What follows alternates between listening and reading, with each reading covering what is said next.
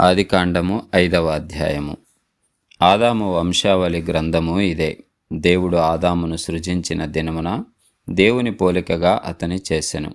మగవానిగాను ఆడుదానిగాను వారిని సృజించి, వారు సృజింపబడిన దినమున వారిని ఆశీర్వదించి వారికి నరులని పేరు పెట్టెను. ఆదాము 130 ఏండ్లు బ్రతికి తన పోలికగా తన స్వరూపమున కుమారుని కని అతనికి షేతు అను పేరు పెట్టెను. షేతును కనిన తరువాత ఆదాము బ్రతికిన దినములు 800 ఏండ్లు. అతడు కుమారులను కుమార్తెలను కనెను. ఆదాము బ్రతికిన దినములన్నీ 930 ఏండ్లు. అప్పుడు అతడు మృతి పొందెను. షేతు 105 ఏండ్లు బ్రతికి ఏనోషును కనెను. ఏనోషును కనిన తరువాత షేతు 807 ఏండ్లు బ్రతికి కుమారులను కుమార్తెలను కనెను. షేతు బ్రతికిన దినములన్నీ 912 ఏండ్లు. అప్పుడు అతడు మృతి పొందెను. ఏనోషు 90 సంవత్సరములు బ్రతికి కెయినానును కనెను. కెయినానును కనిన తరువాత ఏనోషు 815 ఏండ్లు బ్రతికి కుమారులను కుమార్తెలను కనెను. ఏనోషు దినములన్నీ 905 ఏండ్లు. అప్పుడు అతడు మృతి పొందెను. కెయినానును 70 ఏండ్లు బ్రతికి మహలాలేలును కనెను. మహలాలేలును కనిన తరువాత కెయినాను 840 ఏండ్లు బ్రతికి కుమారులను కుమార్తెలను కనెను. కెయినాను దినములన్నీ 910 ఏండ్లు. అప్పుడు అతడు మృతి పొందెను. మహలాలేలు 65 ఏండ్లు బ్రతికి ఎరేదును కనెను. ఎరేదును కనిన తర్వాత మహలాలేలు 830 ఏండ్లు బ్రతికి కుమారులను కుమార్తెలను కనెను. మహలలేలు దినములన్నీ 895 ఏండ్లు. అప్పుడు అతడు మృతి పొందెను. ఎరేదు 162 ఏండ్లు బ్రతికి హానోకును కనెను. హానోకును కనిన తరువాత ఎరేదు 800 ఏండ్లు బ్రతికి కుమారులను కుమార్తెలను కనెను. ఎరేదు దినములన్నీ 962 ఏండ్లు. అప్పుడు అతడు మృతి పొందెను. హానోకు 65 ఏండ్లు బ్రతికి మెతుషెలను కనెను. హానోకు మెతుషెలను కనిన తరువాత 300 ఏండ్లు దేవునితో నడుచుచు కుమారులను కుమార్తెలను కనెను. హానోకు దినములన్నీ 365 ఏండ్లు. హానోకు దేవునితో నడిచిన తరువాత దేవుడు అతని తీసుకొని పోయిన గనుక అతడు లేకపోయెను. మెతుషెల 185 ఏండ్లు బ్రతికి లెమెకును కనెను.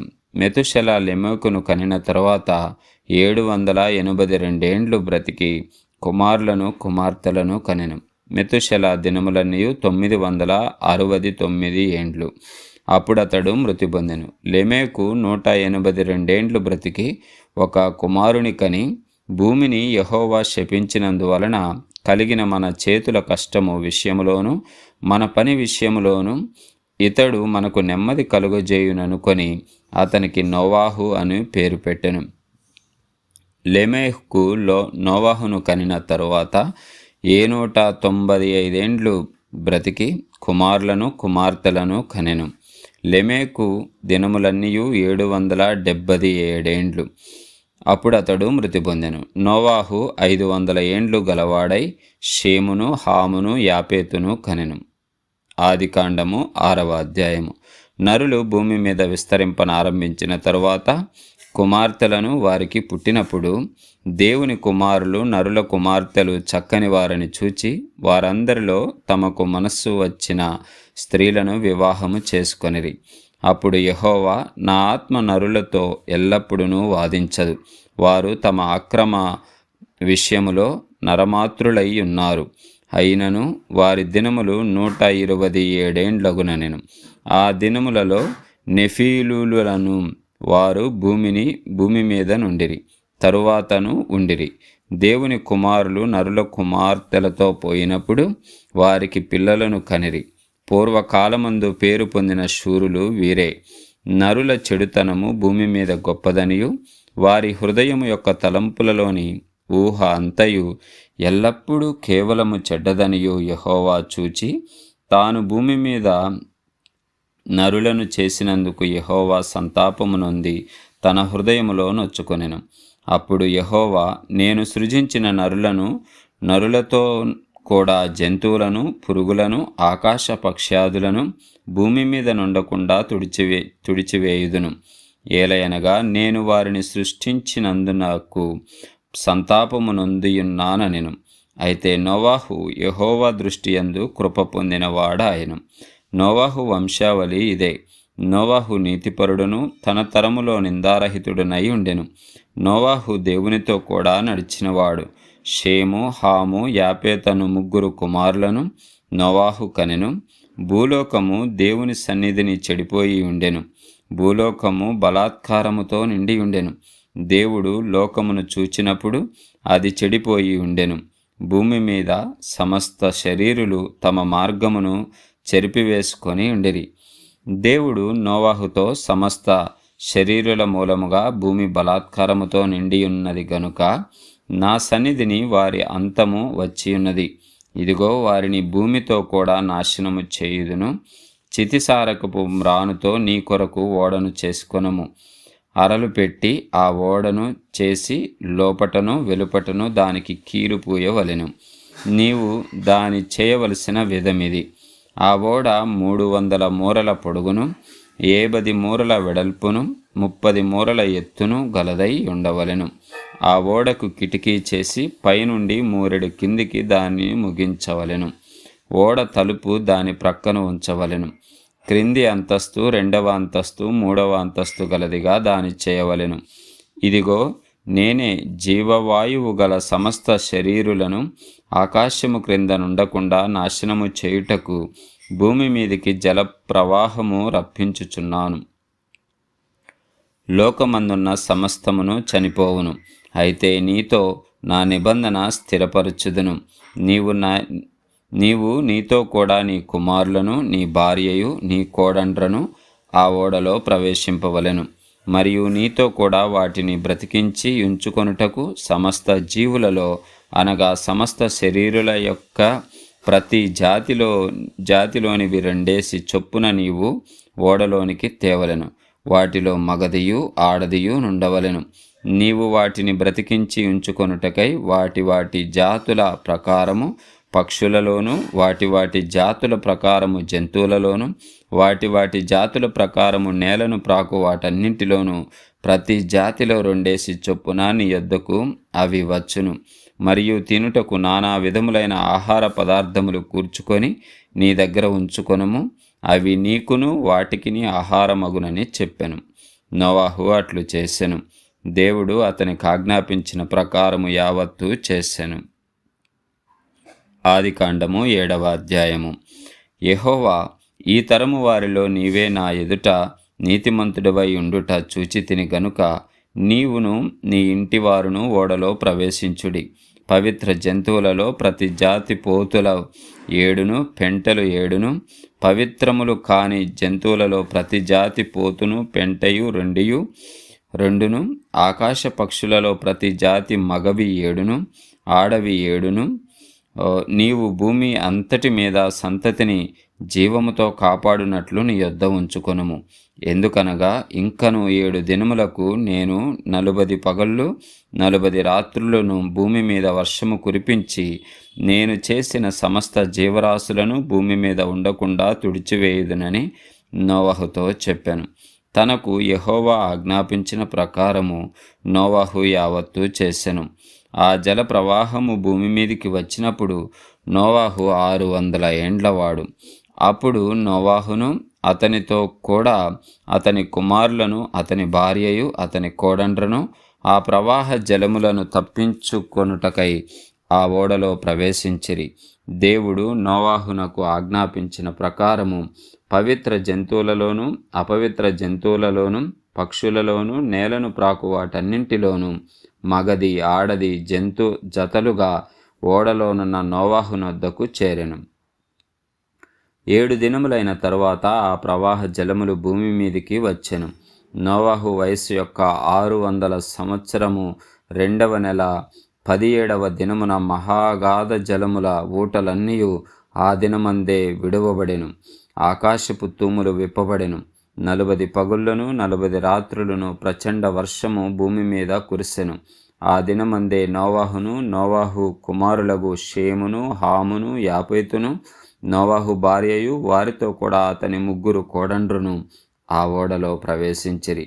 వీరే కాదు, ఆయా జాతుల ప్రకారము ప్రతి మృగమును, ఆయా జాతుల ప్రకారము ప్రతి పశువును, ఆయా జాతుల ప్రకారము నేల మీద ప్రాకు ప్రతి పురుగును, ఆయా జాతుల ప్రకారము ప్రతి పక్షియు, నానా విధములైన రెక్కలు గల ప్రతి పిట్టయు ప్రవేశించెను. జీవాత్మ గల సమస్త శరీరులలో రెండేసి ఓడలోనున్న నోవాహునొద్ద ప్రవేశించెను. ప్రవేశించినవన్నీయు దేవుడు అతనికి ఆజ్ఞాపించిన ప్రకారము సమస్త శరీరులలో మగదియు ఆడదియు ప్రవేశించెను. అప్పుడు యెహోవా ఓడలో అతని మూసివేసెను. ఆ జల ప్రవాహము 40 దినములు భూమి మీద నుండగా జలములు విస్తరించి ఓడను తేలచేసినందున అది భూమి మీద నుండి పైకి లేచెను. జలములు భూమి మీద ప్రచండముగా ప్రబలి మిక్కిలి విస్తరించినప్పుడు ఓడ నీళ్ల మీద నడిచెను. ఆ ప్రచండ జలములు భూమి మీద అత్యధికముగా ప్రబలినందున ఆకాశమంతటి క్రిందనున్న గొప్ప పర్వతములన్నీ మునిగిపోయెను. 15 మూరల ఎత్తున నీళ్లు ప్రచండముగా ప్రబలెను గనుక పర్వతములను మునిగిపోయెను. అప్పుడు పక్షులేమి, పశువులేమి, మృగములేమి, భూమి మీద ప్రాకు పురుగులేమి, భూమి మీద సంచరించు సమస్త శరీరులేమి, సమస్త నరులేమి చచ్చిపోయేరి. పొడి నేల మీదనున్న వాటన్నింటిలోనూ నాసికారంధ్రములలో జీవాత్మ సంబంధమైన ఊపిరిగలవన్నీ చనిపోయెను. నరులతో కూడా పశువులను, పురుగులను, ఆకాశ పక్షులను, నేల మీదనున్న జీవరాశులన్నీ తుడిచివేయబడెను. అవి భూమి మీద నుండకుండా తుడిచివేయబడెను. నోవాహును అతనితో కూడా ఆ ఓడలోనున్నవి మాత్రము మిగిలియుండెను. 150 దినముల వరకు నీళ్లు భూమి మీద ప్రచండముగా ప్రబలెను. ఆదికాండము 8వ అధ్యాయము. దేవుడు నోవాహును అతనితో కూడా ఓడలోనున్న సమస్త జంతువులను సమస్త పశువులను జ్ఞాపకము చేసుకొనెను. దేవుడు భూమి మీద వాయువు విసరునట్లు చేయుట వలన నీళ్లు తగ్గిపోయెను. అగాధ జలముల ఊటలు ఆకాశపు తూములను మూయబడెను. ఆకాశము నుండి కురియుచున్న ప్రచండ వర్షము నిలిచిపోయెను. అప్పుడు నీళ్లు భూమి మీద నుండి క్రమక్రమముగా తీసిపోయుచుండెను. 150 దినములైన తరువాత నీళ్లు తగ్గిపోగా 7వ నెల 17వ దినమున ఓడ అరారాతు కొండల మీద నిలిచెను. నీళ్లు 10వ నెల వరకు క్రమముగా తగ్గుచూ వచ్చెను. 10వ నెల మొదటి దినమున కొండల శిఖరములు కనబడెను. 40 దినములైన తరువాత నోవాహు తాను చేసిన ఓడ కిటికీ తీసి ఒక కాకిని వెలుపలికి పోవిడిచెను. అది బయటకు వెళ్ళి భూమి మీద నుండి నీళ్లు ఇంకిపోవు వరకు ఇటు అటు తిరుగుచుండెను. మరియు నీళ్లు నేల మీద నుండి తగ్గినవో లేదో తెలుసుకొనుటకు అతడు తన యొద్ద నుండి నల్ల పావురం ఒకటి వెలుపలకి పోవిడిచెను. నీళ్లు భూమి అంతటి మీద నున్నందున తన అరకాలు నిలుపుటకు దానికి స్థలము దొరకలేదు గనుక ఓడలోనున్న అతని యొద్దకు తిరిగి వచ్చెను. అప్పుడు అతడు చెయ్యి చాపి దాన్ని పట్టుకొని ఓడలోనికి తీసుకొనెను. అతడు మరి 7 దినములు తాలి మరలా ఆ నల్ల పావురమును ఓడలో నుండి వెలుపలకి విడిచెను. సాయంకాలమున అది అతని యొద్దకు వచ్చినప్పుడు త్రుంచబడిన ఒలీవ చెట్టు ఆకు దాని నోట నుండెను గనుక నీళ్లు భూమి మీద నుండి తగ్గిపోయానని నోవాహునకు తెలిసెను. అతడింకా మరి 7 దినములు తాలి ఆ పావురమును వెలుపలకు విడిచెను. ఆ తరువాత అది అతని యొద్దకు తిరిగి రాలేదు. మరియు 601వ సంవత్సరము మొదటి నెల తొలి దినమున నీళ్లు భూమి మీద నుండి ఇంకిపోయెను. నోవాహు ఓడ కప్పు తీసి చూచినప్పుడు నేల ఆరియుండెను. 2వ నెల 27వ దినమున భూమి ఎండి ఉండెను. అప్పుడు దేవుడు, నీవును నీతో కూడా నీ భార్యయు నీ కుమారులను నీ కోడండ్రను ఓడలో నుండి బయటికి రండి. పక్షులు, పశువులు, భూమి మీద ప్రాకు ప్రతి జాతి పురుగులు మొదలైన సమస్త శరీరులతో నీతో కూడా ఉన్న ప్రతి జంతువులను వెంటబెట్టుకొని వెలుపలకి రావలెను. అవి భూమి మీద బహుగా విస్తరించి భూమి మీద ఫలించి అభివృద్ధి పొందవలెనని నోవాహుతో చెప్పెను. కాబట్టి నోవాహును అతనితో కూడా అతని కుమారులను అతని భార్యయు అతని కోడండ్రును బయటికి వచ్చిరి. ప్రతి జంతువును ప్రాకు ప్రతి పురుగును ప్రతి పిట్టయు భూమి మీద సంచరించునవన్నీయు వాటి వాటి జాతుల చొప్పున ఆ ఓడలో నుండి బయటికి వచ్చెను. అప్పుడు నోవాహు యెహోవాకు బలిపీఠము కట్టి పవిత్ర పశువులన్నింటిలోనూ పవిత్ర పక్షులన్నింటిలోనూ కొన్ని తీసుకొని ఆ పీఠము మీద దహన బలి అర్పించెను. అప్పుడు యెహోవా ఇంపైన సువాసనను ఆఘ్రాణించి, ఇక మీదట నరులను బట్టి భూమిని మరలా శపించను. ఎందుకనగా నరుల హృదయ ఆలోచన వారి బాల్యము నుండి చెడ్డది. నేనిప్పుడు చేసిన ప్రకారముగా ఇకను సమస్త జీవులను సంహరింపను. భూమి నిలిచి ఉన్నంత వరకు వేదకాలమున కోతకాలమును శీతోష్ణములను వేసవి శీతాకాలములను రాత్రి పగళ్ళను ఉండక మానవని తన హృదయములో అనుకొనెను. ఆదికాండము 9వ అధ్యాయము. మరియు దేవుడు నోవాహును అతని కుమారులను ఆశీర్వదించి, మీరు ఫలించి అభివృద్ధి పొంది భూమిని నిండింపుడి. మీ భయమును మీ బెదురును అడవి జంతువులన్నింటికిని ఆకాశ పక్షులన్నింటికిని నేల మీద ప్రాకు ప్రతి పురుగునకును సముద్రపు చేపలన్నింటికిని కలుగును. అవి మీ చేతికి అప్పగింపబడి ఉన్నవి. ప్రాణము గల సమస్త చరములు మీకు ఆహారమగును. పచ్చని కూర మొక్కల నిచ్చునట్లు వాటిని మీకిచ్చుచున్నాను. అయినను మాంసమును దాని రక్తముతో మీరు తినకూడదు. రక్తమే దాని ప్రాణము. మరియు మీకు ప్రాణమైన మీ రక్తమును గూర్చి విచారణ చేయుదును. దాని గూర్చి ప్రతి జంతువును నరులను విచారణ చేయుదును. ప్రతి నరుని పాపమును గూర్చి వాని సహోదరుని విచారణ చేయుదును. నరుని రక్తమును చిందించుచు వాని రక్తము నరుని వలనే చిందింపబడును. ఏలయనగా దేవుడు తన స్వరూపమందు నరుని చేసెను. మీరు ఫలించి అభివృద్ధి నొందుడి. మీరు భూమి మీద సమృద్ధిగా సంతానము కని విస్తరింపుడని వారితో చెప్పెను. మరియు దేవుడు నోవాహు అతని కుమారులతో, ఇదిగో నేను మీతోనూ మీ తదనంతరము మీ సంతానముతోనూ మీతో కూడానున్న ప్రతి జీవితోనూ పక్షులేమి పశువులేమి మీతో కూడా సమస్తమైన భూజంతువులేమి ఓడలో నుండి బయటకు వచ్చిన సమస్త జంతువులతోనూ నా నిబంధన స్థిరపరచుచున్నాను. నేను మీతో నా నిబంధన స్థిరపరచుదును. సమస్త శరీరులు ప్రవాహ జలముల వలన ఇకను లయపరచబడరు. భూమిని నాశనము చేయుటకు ఇకను జల ప్రవాహము కలుగదని పలికెను. మరియు దేవుడు నాకును మీకును మీతో కూడానున్న సమస్త జీవరాశులకును మధ్య నేను తరతరములకు ఏర్పరచుచున్న నిబంధనకు గురుతు ఇదే. మేఘములో నా ధనుస్సును ఉంచితిని. అది నాకును భూమికిని మధ్య నిబంధనకు గుర్తుగా నుండును. భూమిపైకి నేను మేఘమును రప్పించినప్పుడు ఆ ధనుస్సు మేఘములో కనబడును. అప్పుడు నాకును మీకును సమస్త జీవరాశులకును మధ్యనున్న నా నిబంధనను జ్ఞాపకము చేసుకొందును గనుక సమస్త శరీరులను నాశనము చేయుటకు అలాగు ప్రవాహముగా నీళ్లు రావు. ఆ ధనస్సు మేఘములో నుండును.